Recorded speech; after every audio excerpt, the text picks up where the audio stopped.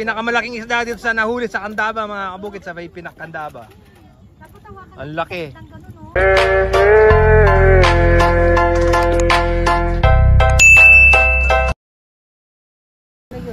Karpa, common po, isda.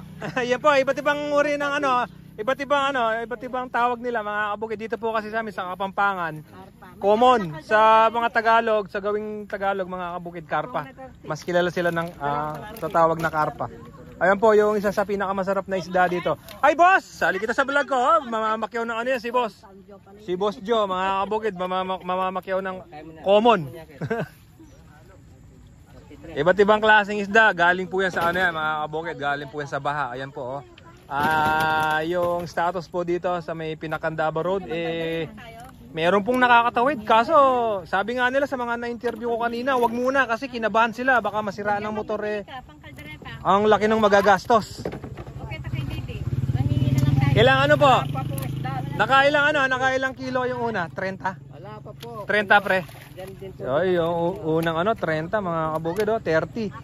Sa mga siguro, mga 70 kilos, 60. O yun na lang kayong Thai fish. Thai fish. Marami kayong Thai fish? Gusto niyo po yung Thai fish, ma'am? Marami? Mas masarap po yung common. Mas masarap ka mapalo ka. Oh, salamat po, Kabukid Vlog po. Meron po tayo sa Facebook page saka sa YouTube. Nakapalaw ako sa'yo Salamat po, ma'am. Thank you po. Thank you. Hello po. Taga dito rin po kayo, ma'am. Kasama ko taga Maynila kami. Taga Manila po kayo. Dumayo lang po kayo dito para sa isda. Ganun po ba? Hindi, may bahay ako dyan. Ay, sa Magumbali. Opo. Kagawad Kayanan. Kagawad Kayanan ng San Bartolome. Ayan. Maliches. Number 1, Kagawad. Ayan po, shoutout po. Nandito po siya ngayon sa may Candaba. Misis niya. Pero taga rito ako, taala ko, Pampanga. Taga dito po kayo. Okay. Ito, madaming isda po dito mga kabukid. Ito. Sa estimate ko, mga 70 kilos to 60 kilos. Ay, nakailang kilo na kayo natin bang pre? 43 na? Ang laki nito yung isa, ayan, pinakamalaking isda dito sa nahuli sa Candaba mga kabukid, sa may Pinakcandaba.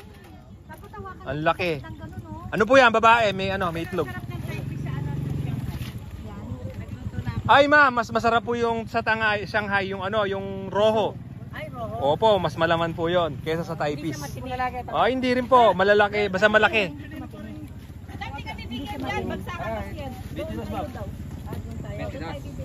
Dami na. Nakadami po sila. Salamat po sir. Okay na po. Nabigyan niyo na ako ng una. Okay na po yun. Nakakahiya na. Ayan po yung mga masipag nating mga isda. Hindi lang po sila masipag, mabait pa. Namimigay po ng isda mga kabukid. Yung ginawa ko na yan, masarap yan. Ay, linda ko 20 pa sa'yo isa. Smiling niya. O ba? Smiling type. Wow! Common, yeah. Yung common po, yan po yung isa sa pinakamasarap na isda dito. Sarap po yung common. Ano masarap pandera? Ay, common po, masarap. Pangat. Kahit anong luto, masarap dyan. Opo, inihaw, yan. Basta lalo na ganyan press, kakahuli lang po buhay. 1 kilo, ito po yung tanongin natin si sir. Ayan. Ito naman po yung mga tilapyang wild, yung huli nila mga kabukid. Ayan. Nahuhuli po nila dito yan pagka lumalalim po yung tubig, biyaya po sa kanila. Sa iba naman ay medyo siyempre nahihirapan po baha, pero sa kanila po, sa parte nila biyaya yung baha sa kanila kasi marami silang nahuhuling isda. Sa iba naman po ay nahihirapan sa baha. Kontra pabor po mga kabukid. Pwedeng bigay mo na sa akin. Hindi po, bibilin ko muna para bigay sa inyo. Baka po magalit kung